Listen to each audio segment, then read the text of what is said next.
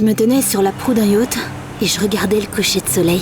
Une rafale de vent a soudainement arraché mon chapeau et il est tombé dans l'eau. Je me suis penchée sur le côté du bateau pour essayer de le rattraper.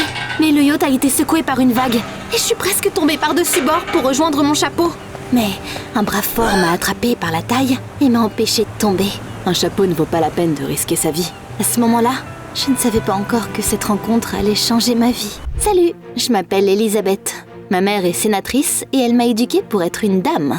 J'ai étudié l'étiquette, j'ai appris à jouer du piano et je me suis préparée pour les examens d'une université d'élite où allaient tous les futurs politiciens. Mes parents prenaient toutes les décisions pour moi.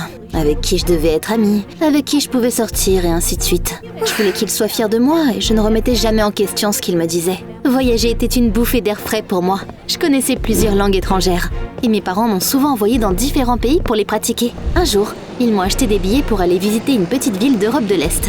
Je voulais aller me promener dans la ville, mais Joseph, mon garde du corps, ne me laissait aller seule nulle part. Elisabeth, cette ville est dirigée par un ancien clan mafieux. J'ai peur d'imaginer ce qu'il se passerait si tu tombais entre leurs mains. Oh, c'était la goutte d'eau de trop pour moi. J'en avais assez qu'on me dise quoi faire. J'ai donc décidé de désobéir pour une fois. Et j'ai fui Joseph. J'ai passé la journée à me promener dans la ville et le soir, j'ai acheté un billet pour aller regarder le coucher du soleil sur un yacht. T'as vu ce qui s'est passé là au début de la vidéo? Je n'ai pas fait attention et j'ai failli tomber par-dessus bord. Pour être sauvée par un mystérieux étranger. Je l'ai regardé et je suis restée sans voix. Je n'avais jamais vu quelqu'un d'aussi beau. Merci de ne pas m'avoir laissé tomber. N'importe qui à ma place aurait fait la même chose. T'as un accent inhabituel? Tu viens d'où? Je lui ai dit mon vrai nom. Mais j'ai dit que j'étais une étudiante en échange et il m'a poliment embrassé la main. Waouh, il était bien élevé. Ravi de te rencontrer. Je m'appelle Stéphane. Il m'a dit que c'était en fait son yacht sur lequel on était. Et il m'a demandé si je voulais regarder le coucher du soleil avec lui. J'ai accepté. Et je l'ai pas regretté. La vue était magnifique. Comment tu as eu ton propre yacht? Mon père est riche, mais je préfère ne pas en parler. Je n'ai pas vu le temps passer avec lui. On a parlé de plein de choses. Stéphane était fort, intelligent et vraiment beau. Il était parfait, quoi. Il m'a fait croire au coup de foudre.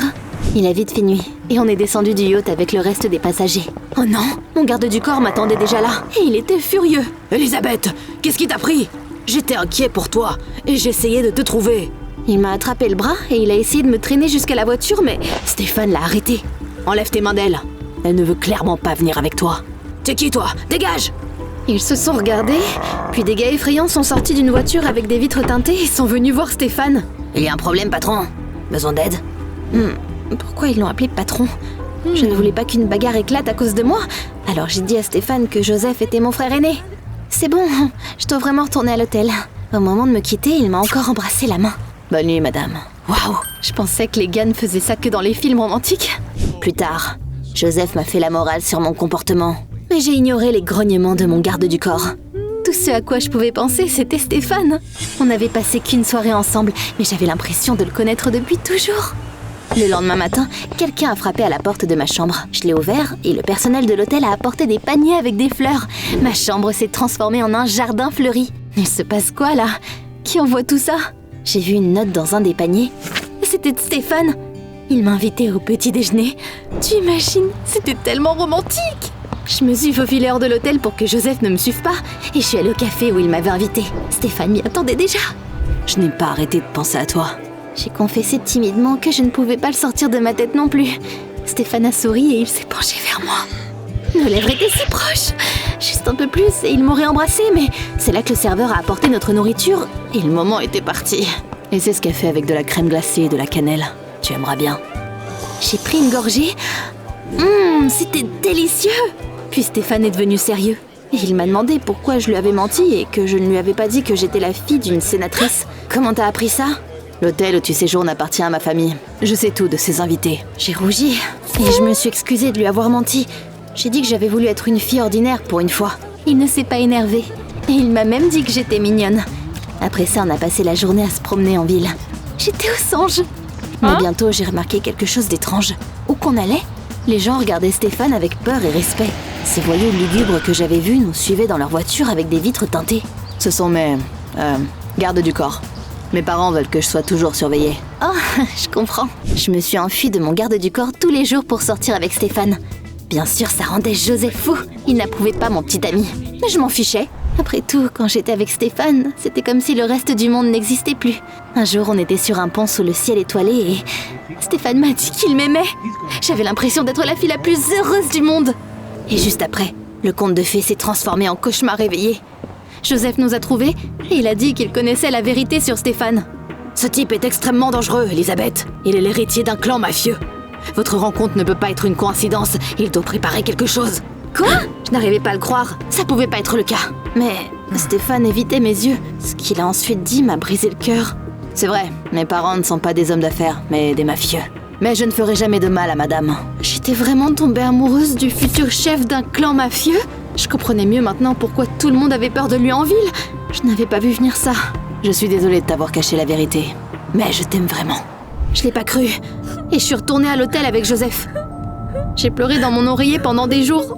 Je voulais pas accepter que j'étais amoureuse d'un criminel. Stéphane essayait toujours de s'excuser. Il m'envoyait des fleurs et des cadeaux. Un jour, il s'est tenu sous ma fenêtre et il a crié qu'il ne partirait pas avant qu'on ait parlé. Il a vite fait nuit et il a même commencé à pleuvoir. Mais Stéphane n'a pas voulu partir. Je pouvais plus le supporter et je suis sortie sur le balcon. Elisabeth, je ne peux pas te perdre. Je sais qu'on vient de deux mondes différents. Mais on peut trouver un moyen d'être ensemble. Je ne peux pas être avec un criminel. Quitte la mafia si tu m'aimes vraiment. Je ne peux pas aller contre ma famille. Et moi, je ne peux pas aller contre ma conscience. Au revoir, Stéphane. Je suis retournée à l'intérieur et j'ai encore fondu en larmes. J'étais censée retourner aux États-Unis le lendemain, mais j'avais encore du temps libre et j'ai décidé de faire une autre promenade dans la ville. J'ai visité tous les endroits où on était allé avec Stéphane. Puis un gars m'a bloqué le passage. Hé mignonne, voyons ce qu'il y a dans ton sac. Laisse-moi! Je tremblais de peur. Je n'avais pas dit à mon garde du corps où j'allais, donc personne n'allait venir m'aider. C'est là que j'ai entendu une voix familière que j'aimais tant. Éloigne-toi d'elle. Stéphane était mon ange gardien personnel. Il arrivait à chaque fois que j'étais en difficulté pour me sauver. T'es le jeune roi de la mafia? Oh, je suis désolée, je ne veux pas d'ennui. Le gars est devenu pâle et il s'est enfui la queue entre les jambes. Je n'ai pas pu m'empêcher de jeter mes bras autour de Stéphane. Merci, j'avais tellement peur. Quoi qu'il arrive, je viendrai toujours à ton secours, madame. Stéphane était un patron de la mafia et j'étais une gentille fille d'une famille de politiciens. Mais j'étais attirée par lui comme un aimant et je pouvais rien faire contre mes sentiments. On s'est réconciliés et on s'est promis que même la distance ne briserait pas notre lien. Je t'enverrai un message tous les jours. Et un jour, on se retrouvera. Bientôt, on est rentré à la maison avec Joseph.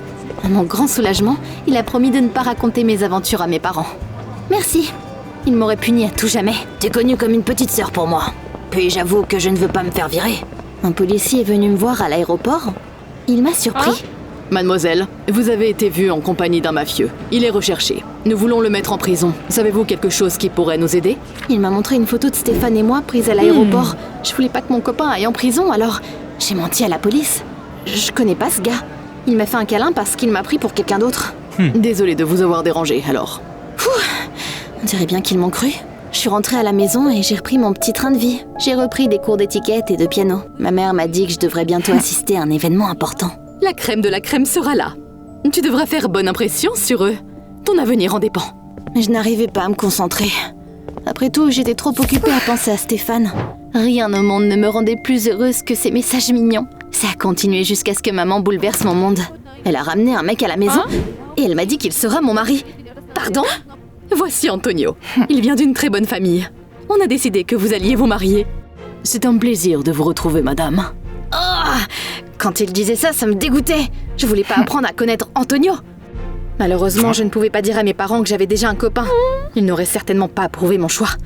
Je devais faire genre et aller à des faux rendez-vous avec Antonio. Tout le monde disait qu'on formait un couple parfait. Il était gentil et galant quand on était en public, mais quand on était seul, Antonio ne prenait même pas la peine de cacher qu'il était un hypocrite narcissique. Soyons honnêtes, Elisabeth. Les sentiments, c'est pour les autres. Compte tenu de notre statut, il n'est pas étonnant qu'on ne se marie pas par amour.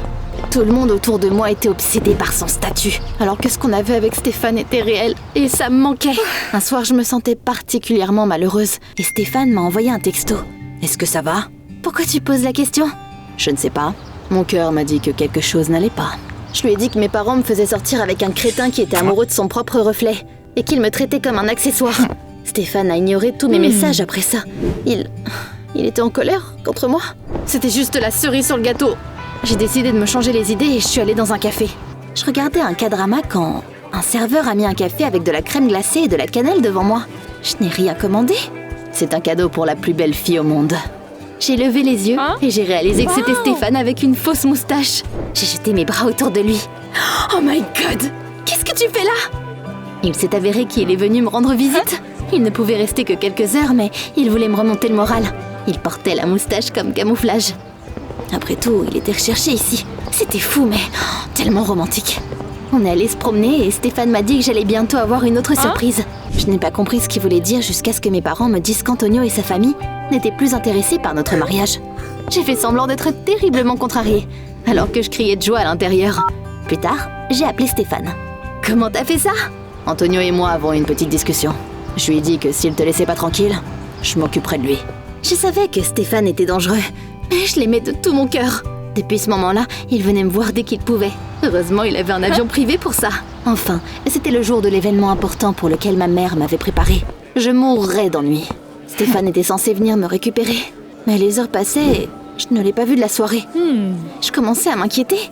Et puis, j'ai accidentellement entendu une conversation entre ma mère et le chef de la police locale. Il lui disait que son département avait attrapé un mafieux qui visitait souvent notre pays en secret. Il attendait son procès au commissariat en ce moment même. J'ai eu la tête qui tourne. Stéphane était en prison. Il m'avait toujours sauvée et maintenant, c'était à mon tour de le sauver. J'ai volé le téléphone de maman pour appeler le poste de police, leur disant de remettre le criminel à mon employé. Puis, j'ai attrapé les clés de la voiture pour y aller. Mais Joseph s'est tenu sur mon chemin. Je sais ce que tu fais. J'ai pleuré et j'ai supplié mon garde du corps de me laisser passer. Il a fini par céder. Je pourrais me faire virer, mais je vais t'aider. On est tous les deux arrivés au commissariat. Je suis restée dans la voiture pendant que Joseph montrait sa carte d'identité à la police, prouvant qu'il travaillait pour une sénatrice. Ils ont laissé partir Stéphane. Oui, le chef de la police est au courant. Il est au gala avec la sénatrice en ce moment même. Dès que mon copain est monté dans la voiture, j'ai dit à Joseph que je pouvais m'en occuper. Merci, t'es vraiment comme un grand frère pour moi. Pars maintenant. Je ne veux pas que t'aies des ennuis à cause de moi. J'ai démarré et j'ai conduit Stéphane à son avion privé. Elisabeth, qu'est-ce que tu fais? Je te sauve de la prison. Je savais que la police nous poursuivrait probablement déjà et qu'on n'avait pas beaucoup de temps. Au revoir, mon amour. Je ne pourrai pas revenir ici. C'est peut-être la dernière fois qu'on se voit. Mais tu seras libre. C'est suffisant pour que je sois heureuse. On a juré de toujours s'aimer. Et Stéphane est monté dans l'avion.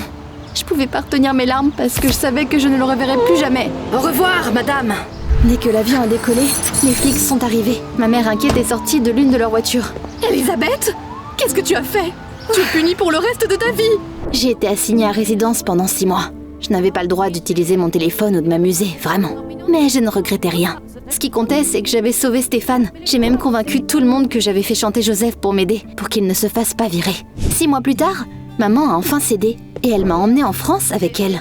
J'avais vraiment besoin d'un changement d'air. Maman devait assister à plein de réunions d'affaires. Alors je me promenais souvent seule à Paris. Un jour, je suis allée dans un café avec une vue sur la tour Eiffel. Oh, la vue était magnifique. J'aurais aimé que Stéphane soit là pour le voir. Et puis, le serveur a mis une tasse devant moi. Votre café, madame.